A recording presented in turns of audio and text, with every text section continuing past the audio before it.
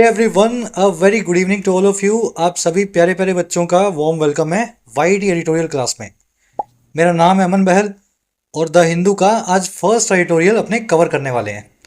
Class थोड़ी सी late है, कल से आपको टाइम पे मिलेगी। बड़ा इंटरेस्टिंग आर्टिकल आज का, और ये आपको बताता है कि इतने सारे यंग माइंड्स, ब्रिलियंट साइंटिस्ट होने के बावजूद भारत इन लोगों को अच्छी जॉब्स नहीं दे पाता, अच्छा पैसा नहीं दे पाता, और इस वजह से इनको देश छोड़ के भागना पड़ता है दूसरी कंट्रीज में। चलिए शुरू करेंगे। सब कुछ बेसिक से मिलेगा क्लास में आपको, ग्रामर भी, वोकैब भी, और ऑफ कोर्स रीडिंग भी। क्लास को एक लाइक और एक शेयर दें, चैनल को जरूर से सब्सक्राइब करें अगर आप चैनल पर नए हैं तो। हर चीज़ को, इनफैक्ट पूरी इंग्लिश को बिल्कुल बेसिक लेवल से लॉजिक के साथ समझाने का काम किया जाता है इस क्लास में।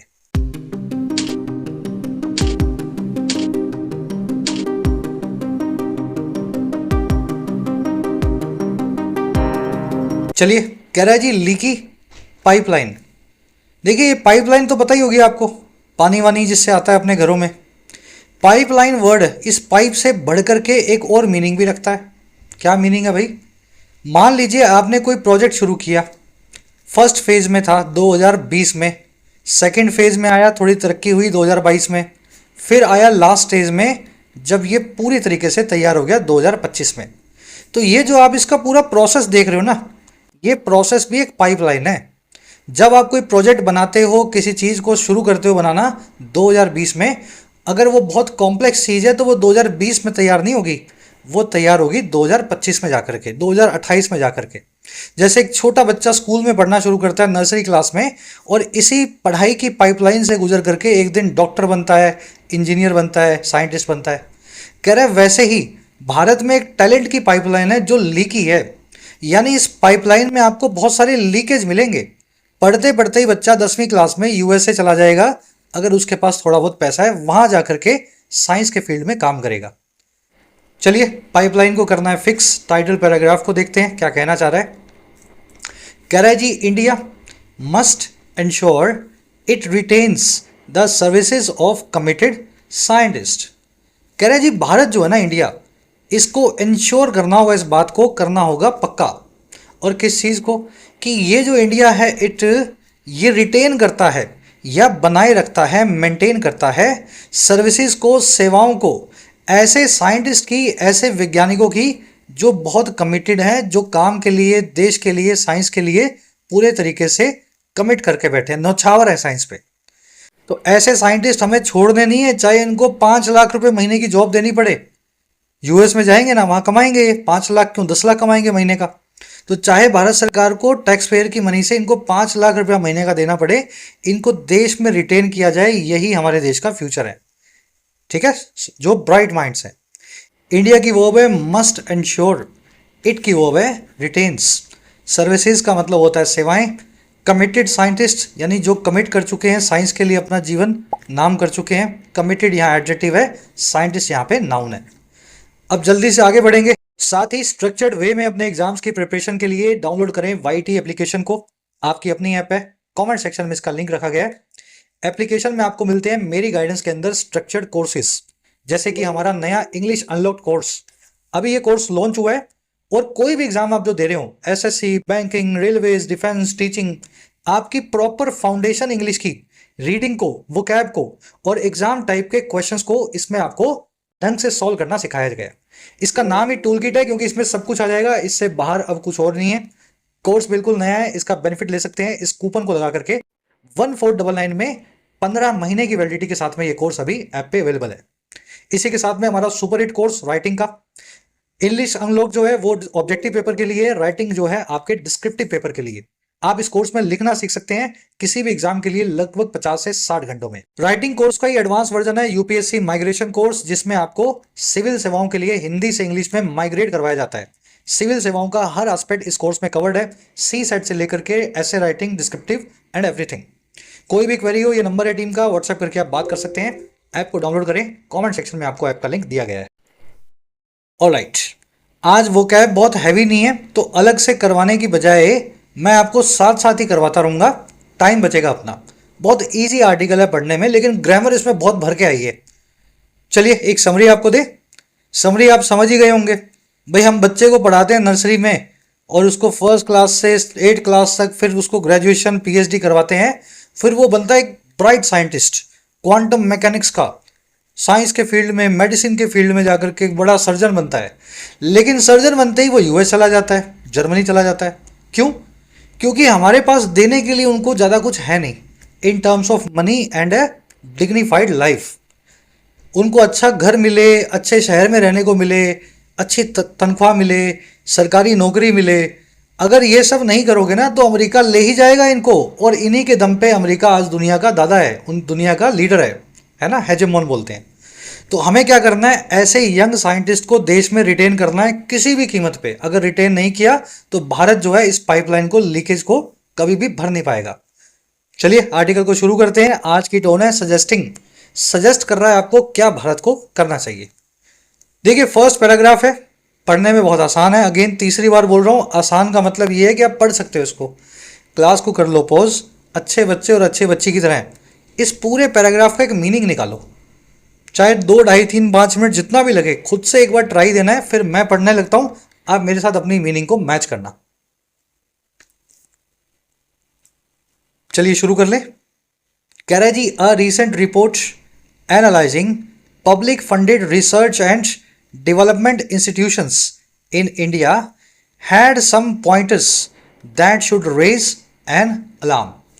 कह रहा है एक रीसेंट रिपोर्ट आई है, हाल ही में एक रिपोर्ट हमारे पास आई है। और रिपोर्ट कौन सी है? अब देखो ध्यान से समझना, वर्ब की आईएनजी फॉर्म लगी हुई है एक रिपोर्ट नाम के नाउन के बाजू में। याद रखना इंग्लिश में वर्ब की आईएनजी फॉर्म कभी भी is, am, are, was were के बिना नहीं आती। Is, am, are, was were, be, being, been यानी बी फैमिली की वर्ब्स के बिना नहीं आती।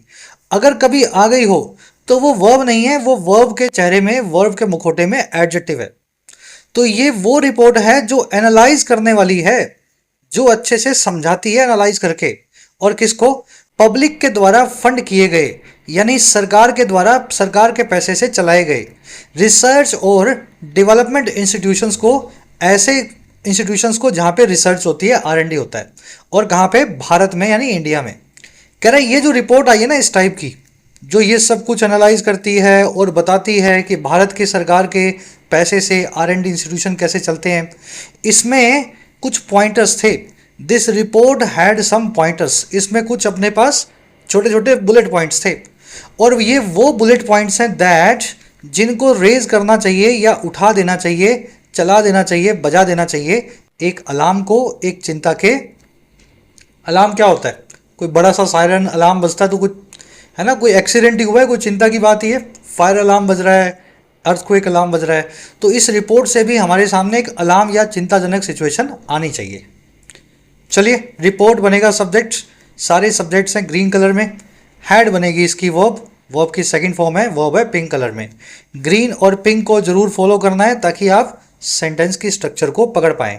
पॉइंटर्स के लिए आया है दैट, पॉइंटर्स वो हैं that should raise an alarm, जिनको एक अलार्म को रेज करना चाहिए। बढ़े आगे। एनालाइजिंग एक एडजेक्टिव है, रिपोर्ट के लिए आया है। फंडेड एक एडजेक्टिव है, रिसर्च एंड डेवलपमेंट इंस्टीट्यूशंस के लिए आया है। कह रहा है जी, in several of the 244 institutions studies there was a decrease in the number of permanent scientific staff in 2022-23 compare to the previous year. कह रहा है जी बहुत सारे, सेवरल ऑफ 2044 इंस्टीट्यूशंस में से जिनको स्टडी किया गया था। मान लीजिए 244 स्टडी किए गए थे, इसमें से 150 में ऐसा कुछ हमें मिला। तो कह रहा है 244 जिनको स्टडी किया था ना, उनमें से बहुत सारों में कह रहा है हुआ क्या, एक डिक्रीज था, एक गिरावट थी। There was a decrease, decrease क्या होता है? गिरावट, ड्रॉप। और ये डिक्रीज था ऐसे स्टाफ में, ऐसे स्टाफ के लोगों में जो नंबर ऑफ, जिनका नंबर है या आंकड़ा है परमानेंट होने का या साइंटिफिक होने का। यानी परमानेंट साइंटिस्ट का जो स्टाफ था ना, उसमें एक ड्रॉप हमें दिखाई दिया। और कौन से साल में ड्रॉप आया? 2022-23 में। और किसके मुकाबले? कंपेयर टू या मुकाबले में उससे पहले वाले साल के, यानी कि यूं कहें तो 2021-22 के। समझ गए? लंबा सेंटेंस है, बहुत आसान है। बहुत सारे जो 244 इंस्टीट्यूशंस हमने स्टडी किए, उनमें से काफ़ी सारों में या सेवरल में हमें एक गिरावट दिखाई दी उस आंकड़े में जो है परमानेंट सरकारी नौकरी पे साइंटिस्ट का। ठीक है, वैज्ञानिकों का। और ये गिरावट आई पिछले 2022-23 वाले साल में मुकाबले में या बजाय उससे पहले वाले प्रीवियस ईयर के। चलिए, डिक्रीज बनेगा सब्जेक्ट, वॉज बनेगी इसकी वर्ब। ध्यान रखना, देयर से क्लोज शुरू हुआ हो तो वर्ब जो है सब्जेक्ट की आती है पहले। सब्जेक्ट सिंगुलर हो तो वर्ब भी सिंगुलर होगी। मान लीजिए सब्जेक्ट प्लूरल होता तो वर्ब प्लूरल हो जाती, वॉज की जगह पे वर्ब लग जाता, है ना। बढ़े आगे। चलो, और कुछ देखने वाला इसमें है नहीं, आगे आ जाओ नेक्स्ट पैराग्राफ पे जल्दी से। आराम से ले लो रीडिंग, बहुत सारी ग्रामर है, सारे आपको कॉन्सेप्ट्स करवाता जाऊंगा साथ साथ, है ना।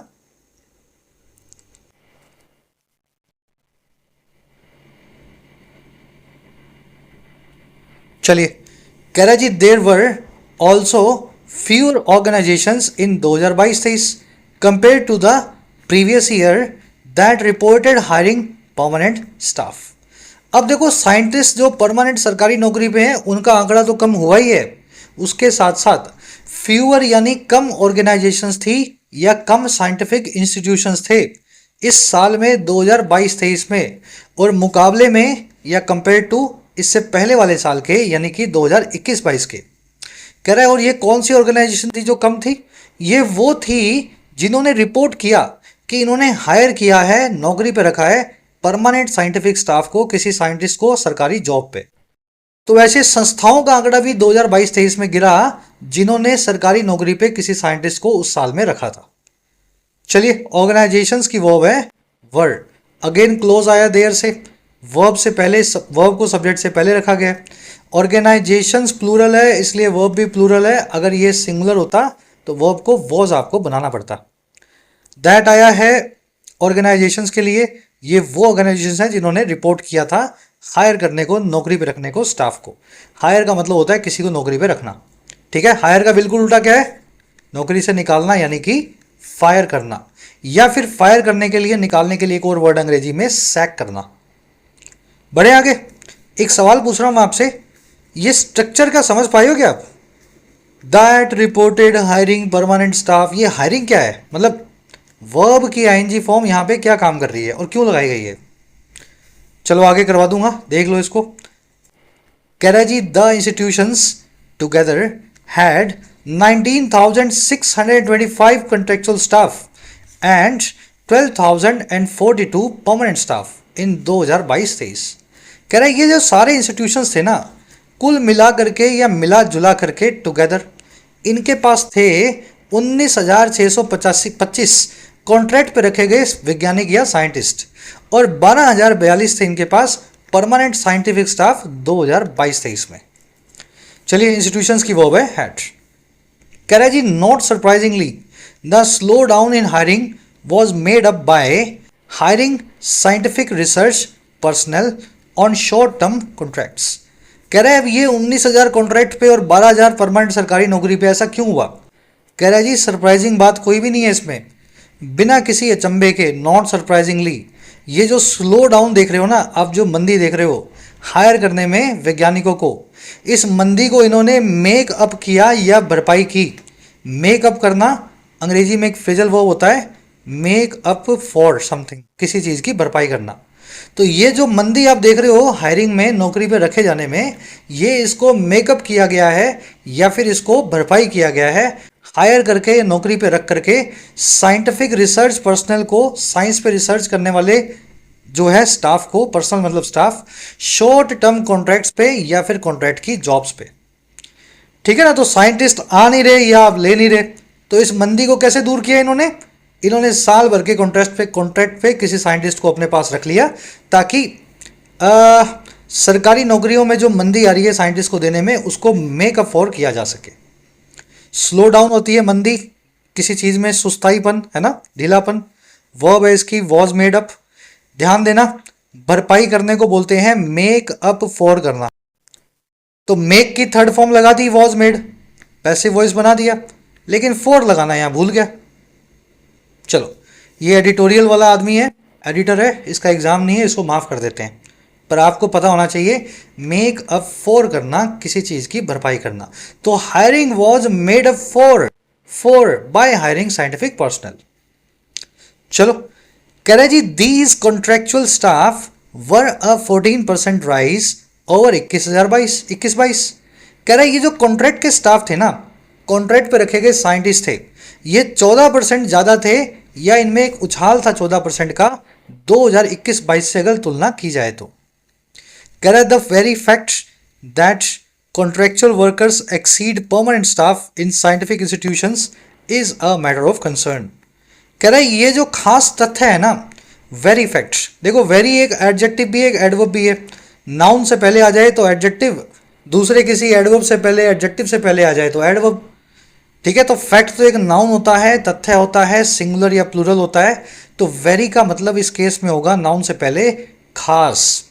कह रहा है ये जो खास फैक्ट है, जो तथ्य हमने आपको बताया, स्टेटमेंट बताई, और वो स्टेटमेंट ये कि कॉन्ट्रैक्ट पे रखे हुए साइंटिस्ट एक्सीड करते हैं या संख्या में ज़्यादा होते हैं परमानेंट नौकरी पे रखे गए स्टाफ से साइंटिफिक इंस्टीट्यूशंस में, साइंस के जो है ऑर्गेनाइजेशंस में। ये फैक्ट जो है ना, यही अपने आप में मैटर ऑफ कंसर्न है, चिंता का विषय है, खतरे की घंटी है। चलिए, फैक्ट बनेगा सब्जेक्ट, इज बनेगी इसकी वर्ब, कॉन्ट्रेक्चुअल वर्कर्स की वर्ब है एक्सीड। एक्सीड करना, किसी से संख्या में ज़्यादा होना। जैसे 4 जो है वो एक्सीड करता है, नंबर 4 एक्सीड करता है नंबर 2 को बाय 2। समझ रहे हो, मतलब 2 में 2 जोड़ोगे तब 4 बनेगा। 3 जो है एक्सीड करता है नंबर 2 को बाय 1। तो ऐसे इसको याद रख सकते हो, मैंने तरीका बताया आपको, इस वर्ब को आपको याद रखना हो, किसी दूसरी चीज से संख्या में, आंकड़ों में ज्यादा होना। चलिए अब 2 ग्रामर कॉन्सेप्ट है, फटाफट देख लेते हैं। रिपोर्ट वर्ब के बाद में आपने लिखा hiring, that reported hiring, that आया है ऑर्गेनाइजेशंस के लिए। तो ये हायरिंग इसलिए लिखा है, इसकी जगह पे टू हायर आप इसलिए नहीं लिख सकते थे क्योंकि अंग्रेजी में कुछ स्पेशल वर्ब्स हैं जो अपने बाद में नाउन को लेती हैं, और अगर नाउन ना आया हो तो उसको वर्ब के आईएनजी फॉर्म या जीरंड में चेंज कर देती हैं। ठीक है, इन वर्ब्स के बाद में कभी भी टू इन्फिनेटिव का इस्तेमाल नहीं करना है। Admit doing something, deny going there, resume doing something, finish, जो भी काम कर रहे हो, जो भी इसके बाद में वर्ब के आईएनजी फॉर्म में बताओ। तो यहीं पे आपको वर्ब मिलेगी रिपोर्ट। इन सभी वर्ब्स को याद करना बहुत आसान है। एडमिट का मतलब है मान लेना, डिनाई का मतलब है मना कर देना, रिज्यूम यानी शुरू करना, फिनिश यानी खत्म करना, इंजॉय का मतलब है मजा लेना, टॉलरेट का मतलब है किसी चीज को सहना। एक तो आप मजा ले रहे हो, उसका बिल्कुल उल्टा क्या है, आप किसी चीज को सह रहे हो। तो एक दूसरे के उल्टे हैं सारे। कंसीडर का मतलब है किसी चीज के बारे में सोचना, अवॉइड का मतलब है उससे दूर रहना, उसके बारे में भी ना सोचना। कीप ऑन करना यानी जारी रखना, पोस्टपोन या डिले करना यानी आगे के लिए खिसका देना। इमेजिन का मतलब होता है दिमाग में सोचते रहना, प्रैक्टिस का मतलब होता है करके दिखाना। ठीक है, इसमें आपको रिपोर्ट वर्ब नहीं मिली क्या यार? मैंने इसमें से रिपोर्ट वर्ब क्यों छोड़ दी? शायद छोड़ दी, कोई बात नहीं, लिख लो यहाँ पे रिपोर्ट वर्ब भी इसी के अंदर से वन ऑफ द वर्ब्स है। ठीक है, तो इसलिए रिपोर्ट वर्ब के बाद में वर्ब की आईएनजी फॉर्म का इस्तेमाल जीरंड का किया गया है, यहाँ पे टू इन्फिनेटिव नहीं लग सकता। तो ये तो हो गया पहला कॉन्सेप्ट। वर्ब की लिस्ट आपके सामने है, 500-600 बार करवा चुका हूँ मैं, आपको लगता है 5 साल में ये लिस्ट है ना। जो क्लासेस में रेगुलर बच्चे हैं, एक एक वर्ब आपको याद होनी चाहिए। इसमें 2 एडजेक्टिव्स भी हैं, वर्थ और बिजी, ये दोनों वर्ब्स नहीं है, एडजेक्टिव्स हैं, लेकिन ये भी अपने बाद में वर्ब की आईएनजी फॉर्म लेते हैं। दूसरा कॉन्सेप्ट है इस वर्ड से, पर्सनल से। पर्सनल एक ऐसा वर्ड अंग्रेजी में खास नाउन है जिसको जहां आप देखो तो आपके दिमाग में, कान में घंटी बजनी चाहिए, क्योंकि ये एक बहुत बहरूपिया नाउन है। ये ऐसा नाउन है जो लगता है सिंगुलर, भाई इसके पीछे एस तो आ नहीं रहा, लगता है सिंगुलर लेकिन होता है प्लूरल। इंग्लिश में ये सारे नाउन्स हैं जिनके पीछे एस नहीं आता, देखने में लगते हैं सिंगुलर लेकिन होते क्या है, ये प्लूरल। इनकी वर्ब भी प्लूरल होगी, इनके लिए आने वाला जो है प्रोनाउन भी प्लूरल होगा। पीपल यानी लोग, बहुत सारे लोग।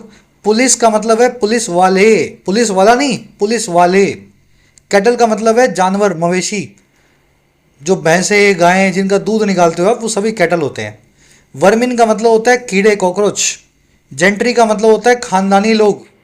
पर्सनल का मतलब होता है किसी ऑर्गेनाइजेशन में काम करने वाले सभी लोग। दिस ऑर्गेनाइजेशन हैड 50 पर्सनल, इस ऑर्गेनाइजेशन में 50 लोग काम करते थे। पर्सनल्स लिखने की जरूरत नहीं है, पर्सनल वो अपने आप में ही, जो नाउन है अपने आप में ही प्लूरल होता है। लास्ट में एक नया वर्ड है क्लर्जी। क्लर्जी का मतलब होता है प्रीस्ट या फिर पॉप्स, फादर्स, मुल्लास, किसी भी रिलीजन के जो रिलीजियस लीडर्स हैं उनके ग्रुप को बोलते हैं क्लर्जी। इस्लामिक क्लर्जी है ना, हिंदू क्लर्जी, जो भी किसी भी रिलीजन में है। मान लीजिए पांच सात जो हैं पंडित्स हैं, है ना, विद्वान है कोई, समझ गए ना, अब ये सभी क्लर्जी होंगे, इनके ग्रुप को क्लर्जी बोलेंगे। तो चलिए पर्सनल वर्ड को देख करके भी ये आपके दिमाग में फॉर्मूला ट्रिगर होना चाहिए। तो बढ़े आगे, नेक्स्ट पे आ जाओ, पैराग्राफ पे जल्दी से।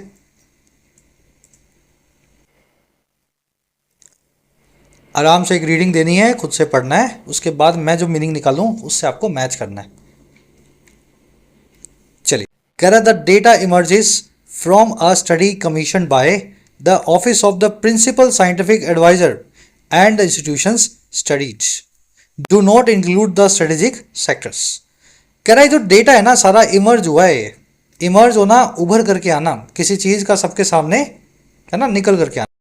तो डेटा निकला है एक स्टडी से, जिस स्टडी को कमीशन किया गया था। कमीशन करना यानी किसी चीज को अपने पैसे पे आगे बढ़ाना, शुरू करना, आगे बढ़ाना। तो ये स्टडी को कमीशन किया गया था, स्पॉन्सर किया गया था।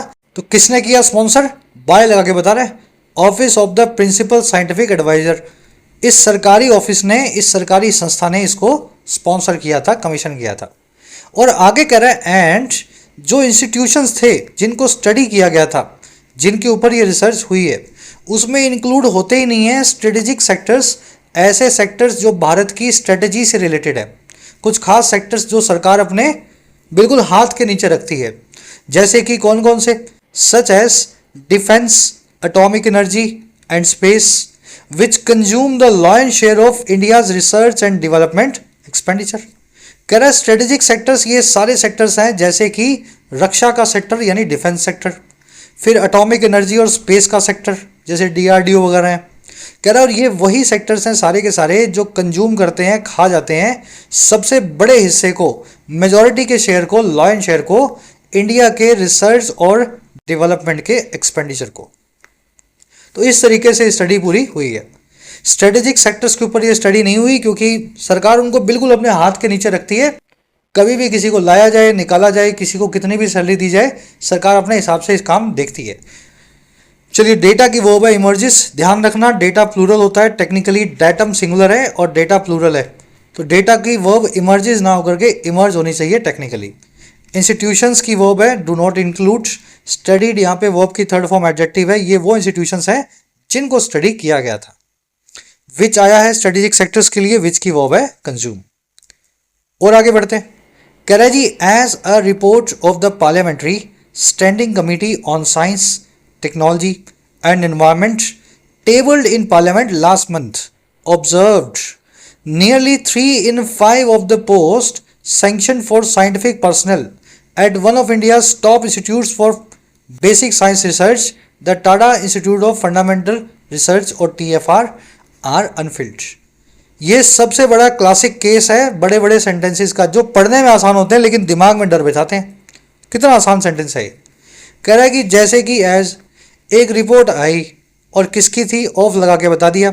इस पूरी कमेटी की थी, parliamentary standing committee on science की, टेक्नोलॉजी की और एनवायरनमेंट की। कह रहा है ये जो रिपोर्ट आई ना इस बड़े से नाम वाली कमेटी की, कह रहा है और वो रिपोर्ट जिसको टेबल भी किया गया था, यानी सबके सामने रखा गया था। टेबल करना किसी चीज़ को, प्रस्ताव को, ऑफर को सबके सामने रखना अप्रूवल के लिए। कह रहा है ये रिपोर्ट ने, जैसा कि जो टेबल हुई थी पार्लियामेंट में पिछले महीने लास्ट मंथ, जैसा कि इसने ऑब्जर्व किया, इस रिपोर्ट में लिखा हुआ था। और क्या लिखा हुआ था?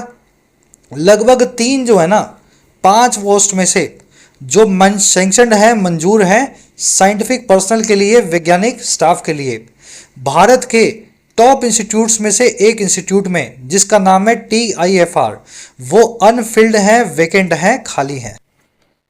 तो जैसा कि इस रिपोर्ट ने ये बात भी ऑब्जर्व की है, तो TIFR में 5 में से 3 पोस्ट खाली हैं, यानी 60% जो स्टाफ है, साइंटिफिक स्टाफ, उनकी भर्ती कभी नहीं हुई।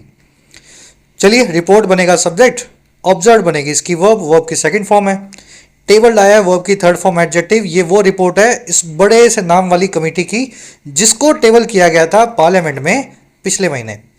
पार्लियामेंट के आगे द का इस्तेमाल नहीं होता है, लेकिन लोकसभा और राज्यसभा के आगे द का इस्तेमाल किया जाता है। ठीक है।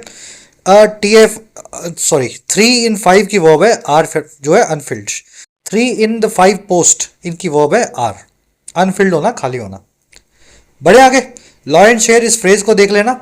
अगर कोई शिकार किया गया है 4, 5, 15, 20 जानवरों ने मिलके, कई बार करते हैं ना, शेर, चीते, हाइना मिलके शिकार कर लेते हैं, तो शेर जो है ना सबसे बड़ा हिस्सा लेगा उस शिकार का, और आपको पता है फॉर ऑब्वियस रीजंस। तो लॉ एंड शेयर ये फ्रेज का मतलब होता है किसी भी चीज का सबसे बड़ा हिस्सा। चलो नेक्स्ट पैराग्राफ।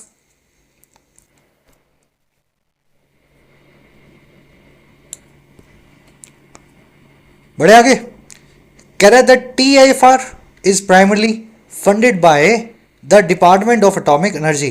ये जो TIFR नाम का इंस्टीट्यूट है ये फंडेड है, इसको पैसा मिलता है सरकार के इस डिपार्टमेंट के द्वारा, डिपार्टमेंट ऑफ एटॉमिक एनर्जी के द्वारा। चलिए, सब्जेक्ट है TIFR, वर्ब है इसकी इज फंडेड, इज प्लस में V3 यानी पैसिव लगा हुआ है। TIFR को फंड किया जाता है पैसिव वॉइस में। कह रहा है जी further, the parliamentary report found that on average 1 in 4 of sanctioned posts at key atomic energy research institutions and nuclear power plants was vacant। कह रहे जी इसके भी आगे फर्दर, पार्लियामेंट्री रिपोर्ट ने ऐसा पाया, ऐसा फाइंड किया, फाइंड की सेकंड फॉर्म है फाउंड। और क्या फाइंड किया भाई, कि अगर ऑन एवरेज देखा जाए तो एक जो होता है ना 4 पोस्ट में से, यानी 1/4 अगर सैंक्शन पोस्ट की बात हो, सैंक्शन यानी मंजूर, एडजेक्टिव है सैंक्शन, और कहाँ पे, बहुत ही important atomic energy research institutions में और न्यूक्लियर पावर प्लांट्स में, वो भी वैकेंट हैं, खाली हैं, अनफिल्ड है। तो TIFR में तो 60% खाली हैं, और TIFR अगर छोड़ दो और आगे देखो दूसरों को, तो वहां पे आपको 25%, 1 in 4 यानी 1/4 पोस्ट जो है खाली मिलेंगी। चलिए, पार्लियामेंट्री रिपोर्ट की वर्ब है फाउंड, 1 in 4 की वर्ब है वॉज, वैकेंट यानी खाली। कह रहा जी clearly the rot runs deep, साफ बात ये है कि ये जो सड़न है, ये रॉड जो है, ये जो सिस्टम है, खराब सिस्टम, ये रन डीप करता है, ये बहुत गहरे तक उतरा हुआ है। यानी सिर्फ TIFR की बात नहीं है, हर सरकारी साइंटिफिक रिसर्च इंस्टीट्यूशन में ये सड़न किस चीज़ की है, किस मंजूर जगह है, लेकिन उस पर कोई वैज्ञानिक बैठा ही नहीं है। वैज्ञानिक बैठा नहीं है तो वो क्या करेगा वो ऑर्गेनाइजेशन। तो ये जो सड़न देख रहे हो ना आप खाली जगहों की, ये बहुत डीप तक रन करती है, हर जगह आपको मिलेगी। चलिए, रॉड की वर्ब है रन्स डीप, यहाँ पे एडवर्ब है, this rot runs deep. Last paragraph, कह रहा है जी on the one hand the government has announced missions to develop quantum computers and develop foundational artificial intelligence models. कह रहा है एक तरफ अगर देखा जाए तो सरकारें जो है, हमारी गवर्नमेंट जो है अनाउंस कर चुकी है, इस चीज़ को ऐलान कर चुकी है, और किस चीज़ का, बहुत सारी स्कीमों का, मिशंस का।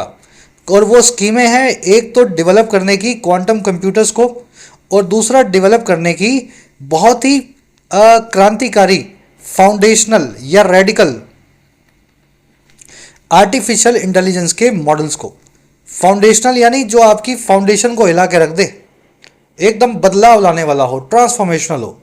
तो कह रहे एक तरफ तो हमारी सरकारें ये बातें करती हैं बड़ी बड़ी कि सुपर कंप्यूटर बना देंगे, क्वांटम कंप्यूटर बना देंगे, AI बना देंगे, चैट GPT बना देंगे, है ना। चलिए, गवर्नमेंट की वर्ब है हैज अनाउंस्ड। अब एक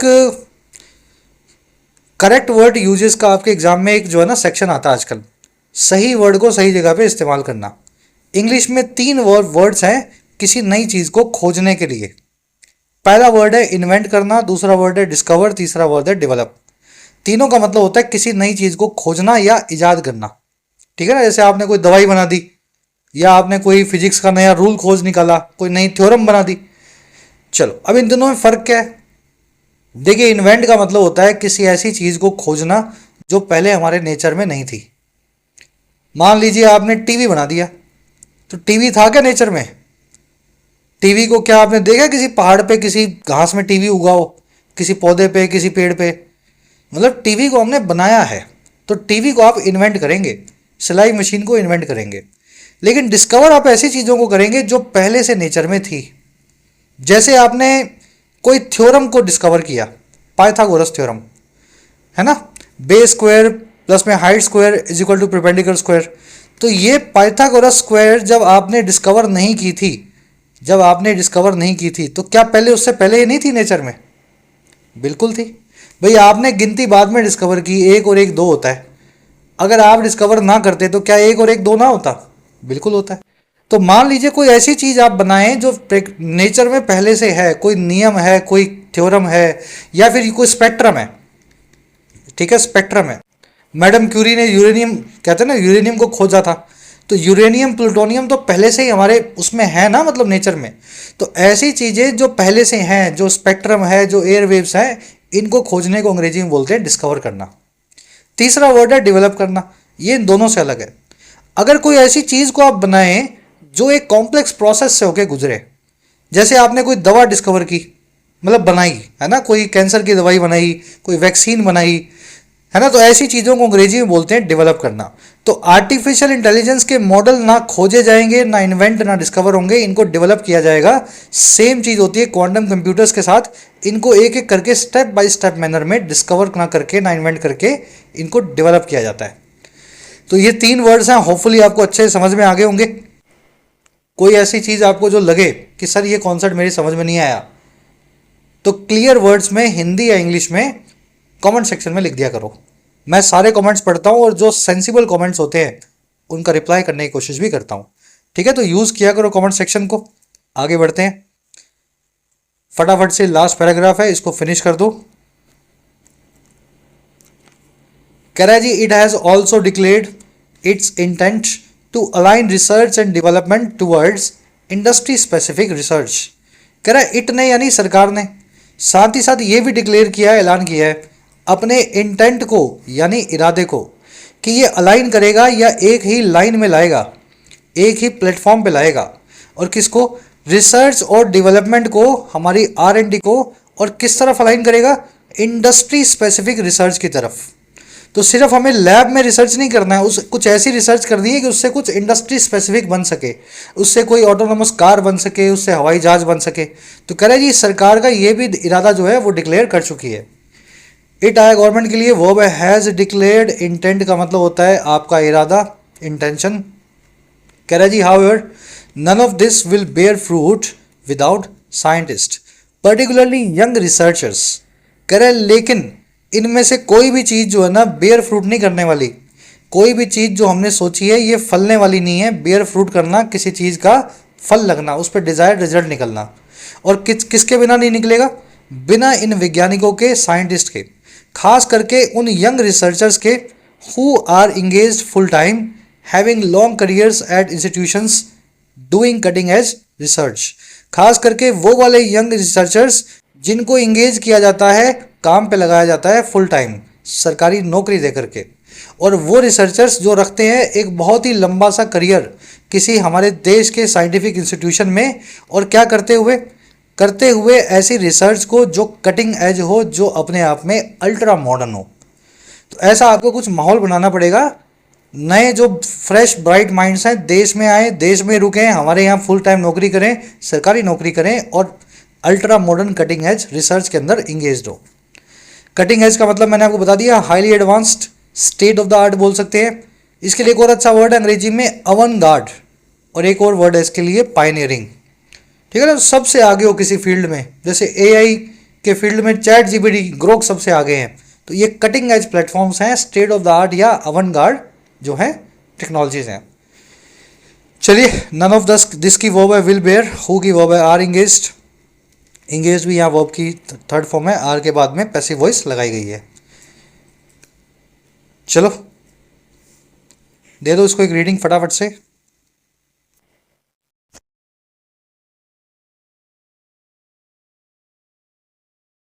कह रहा है जी the government had once set up institution such as Indian institutes of science education and research IISER, and it used 4-year undergraduate programs in basic science। कह रहा है जो हमारी सरकार है ना, ये भी सेटअप कर चुकी थी एक बार वंस ऐसे इंस्टीट्यूशंस को या ऐसे सरकारी ऑर्गेनाइजेशंस को, जैसे कि ये वाली ऑर्गेनाइजेशन है बड़े से नाम वाली IISER, और इंट्रोड्यूस भी कर चुकी थी 4-4 साल के अंडर ग्रेजुएट प्रोग्राम्स को या फिर ग्रेजुएशन प्रोग्राम्स को बेसिक साइंस में। और कौन सा basic science? Precisely because the incentives then were not strong enough to retain potential scientist. और कह रहा है ये पूरा काम प्रिसाइसली इसलिए हुआ, सटीक तौर पे कहा जाए तो बिकॉज इसलिए किया था क्योंकि जो इंसेंटिव्स थे, जो फायदे थे, है ना, देश में काम करने के साइंस के फील्ड में, देन उस वक्त वो उतने स्ट्रॉन्ग इनफ नहीं थे, उतने मजबूत नहीं थे। स्ट्रॉन्ग यानी मजबूत, इनफ यानी काफ़ी। तो वो उतने काफ़ी मजबूत नहीं थे कि वो रिटेन कर सके संभावित साइंटिस्ट को, पोटेंशियल वैज्ञानिकों को। तो ये जो आप बीएससी देखते हो ना मैथ्स में और बायो में, ये सरकार ने आज़ादी के बाद ही ऑफकोर्स जाकर के शुरू की थी। ये एक ऐसे वक्त पे सरकार ने इंस्टीट्यूशन बनाया था और बीएससी साइंस में इंट्रोड्यूस की थी जब सरकार को लग रहा था कि देश में साइंटिस्ट की कमी हो रही है। चलिए, गवर्नमेंट की वर्ब है हैड सेटअप, दूसरी वर्ब है हैड इंट्रोड्यूस्ड। इंसेंटिव का मतलब आपको बता दिया, इंसेंटिव यानी फायदे, मुनाफे किसी चीज़ को लेकर के। वर एज की वर्ब इंसेंटिव्स की। पोटेंशियल का मतलब होता है संभावित, जो फ्यूचर में पॉसिबल हो ऐसा साइंटिस्ट होगा पोटेंशियल साइंटिस्ट। कह रहा है India needs to ensure that the conditions for research such as respectable salaries, funds and equipment to do good research are made available more widely. कह रहा है सरकार को ज़रूरत है, नीड है कि भाई वो इंश्योर भी करे, इस बात को पक्का भी करे, दैट वो ये कि जो कंडीशंस हैं रिसर्च के लिए, जो हालात हैं रिसर्च के लिए, कौन कौन से, जैसे कि ये सारी कंडीशंस, सच एज आपकी रिस्पेक्टेबल सैलरी हो, बड़े शहर में रहते हो तो 2-4, 3-4, 5 लाख सैलरी होनी चाहिए अगर किसी बड़े साइंटिस्ट की बात कर रहे हैं तो, है ना।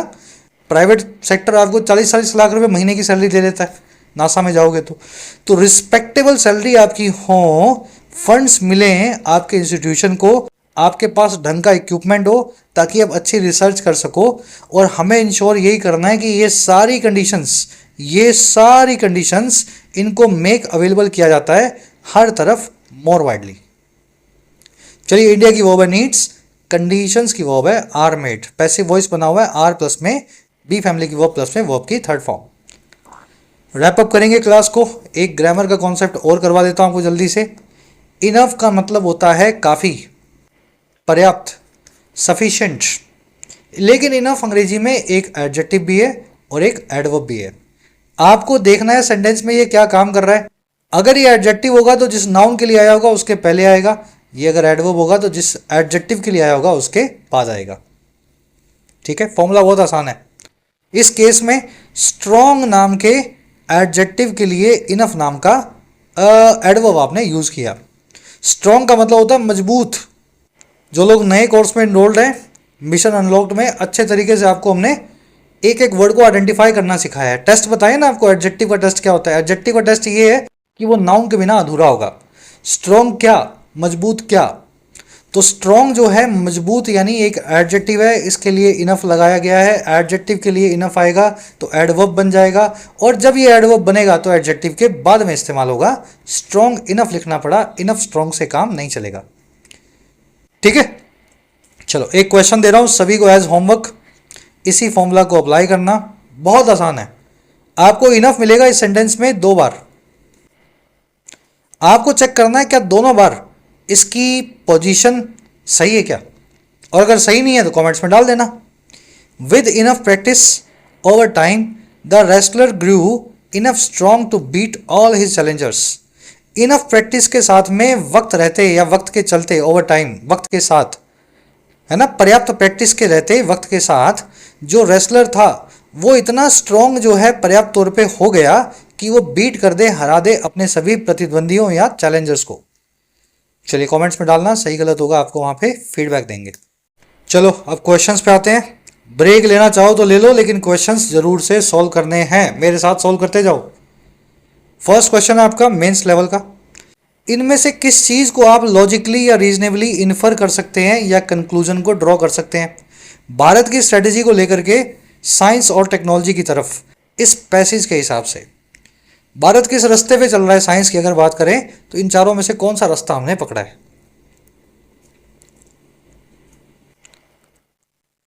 देखो जी, आंसर है हमने पकड़ा है बी वाला रास्ता।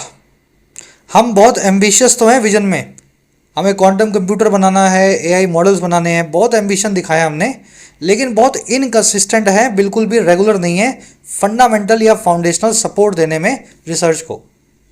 नहीं, हम ओवर फंड तो बिल्कुल नहीं करते हैं, फंड हमारे पास है ही नहीं जो ओवर फंड कर दें। सिर्फ शॉर्ट टर्म कमर्शियल रिटर्न्स पे भी हम फोकस नहीं है, ऐसा भी हमारा मतलब नहीं है। ना हम क्वांटिटी ऑफ रिसर्च को फोकस करते हैं क्वालिटी के ऊपर, ये भी ऐसा कहीं आर्टिकल में लिखा नहीं हुआ। हमारी गलती ये है, हम चाहते सोचते बहुत कुछ है, लेकिन उसके लिए कंसिस्टेंटली पैसा लगाना और जो है फोकस देना उस काम में नहीं कर पा रहे हैं। फर्स्ट में आंसर बनेगा बी। आ जाओ सेकंड पे। कह रहा है ये जो फ्रेज था इस ऑथर का, clearly the rot runs deep, literal sense में इस फ्रेज का क्या मीनिंग है? कौन सी रॉड है जो बहुत रन डीप करती है भारत में? क्या कहना चाह रहा है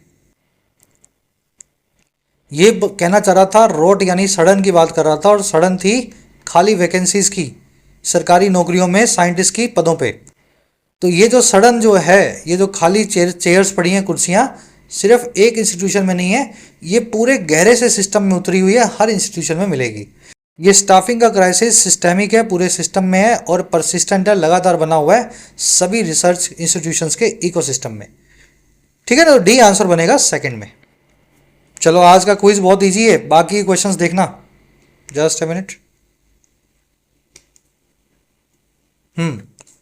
क्वेश्चन नंबर 3, दो फ्रेज पूछे हैं आपसे। पहला है जी अवन गार्ड और दूसरा है लॉयन शेयर। क्या मीनिंग है इनके भाई?